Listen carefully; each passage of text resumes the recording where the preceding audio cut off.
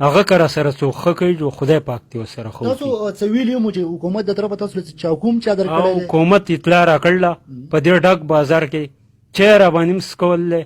د خوازخیلي دي یو ایسوچو دی او دو پولیس دي یو تن هم نه دی 3 کسه دي. څه یې درته ویلي هغوی؟ هغو راته د خپلې غاړې نه وسله سپړدې ده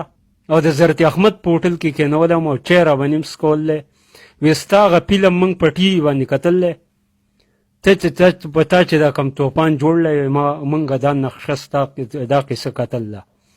ته اوس که زموږ دا ټوپک اوس غواړې چې تا ته یې په غاړه کړو 12 ګولو والا جاجر دی پکې یو پکې برمکه په دې ډک بازار کې او دا ذمهواري د زموږ په سر ده. موږ دته داسې ولاړ یو دته. تا پکې تر اوسه پورې څه واردات کړي دي؟ څوک دې والی دی؟ او ما پکې هم برابرتیا جوړه کړله د کبابچي په دوکان کې چې ورغلم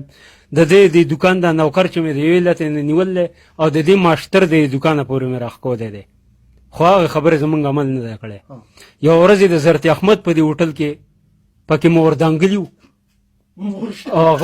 هغه باندې م ورغلی وم هغه سره م اړه تپړ تشوي و خو لکه هغه زرتي احمد په خپله م ولاړ و غږ یې نه کو چې لکه پرېږدی چې ویغی چې لکه چې په ده پسې اوس د دې غریب د پر پیټه په شاته په اوږه دی ته پې د ټماټر ګزار کې ته پې د ټماټر ګزار کې دی او په روان دی فقط خپل کور ته ته ته شړق وباسي ګزار وکړې بیا کونه پناه او ته اوس د ده نه په هوټل کې راپناه کېږي زما په هوټل کې زما که نوکر شوې نه د دې خبرې خوند ستا څه وکړو ما ته یې پرېږده برمه کوي ما نه هغه هم غږ نه کوو زرتي احمد او بیا اوس نه بیا ټرته نه کوه اوس خو هغه په دغه نشته اوس خو هغه چې وې تېرې شوې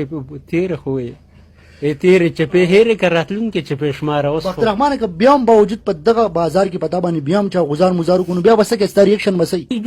هغه ته زه مخامخ شم ته خو ډر پر په ما پورې کوه نو چې زه ځان تکړه کړم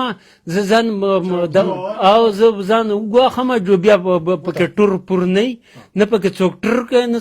دا ګډ ګزار خو لا غټه خبره ده خو څوک تش ټور پور نه کوي چې کم یو دی اوس په ما پورې ډر کوي زبر کوي یا ډر کوي یا په ما پسې لاس اوچت کوي جو بیا پکې یو د ښځې خاوند نه څو په کومو نومونو د تا قارئ په رنګونه دي پکې په یکشن په دغه کې د هغو چې نوم تل دی پخوانی نوم یې تل دی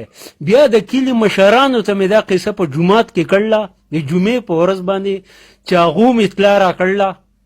چې کم یو پکې تا برمه کو نس دا ذمهواري دي زموږ په زیات تر بری بازار کې کم کسان دي چې تا تنګوي؟ زیات پکې داسې دي چې یار هغه د خانانو کوچنډي پکې هم دي د میاګانو هم دي د شاخیلانو هم دي او داسې خوشي لدړاګانو پکې هم دي نه خو پکې په یو رنګ خو نه دي که نه او نه زه به تا ته اوس کم یو پکې صحیح کوم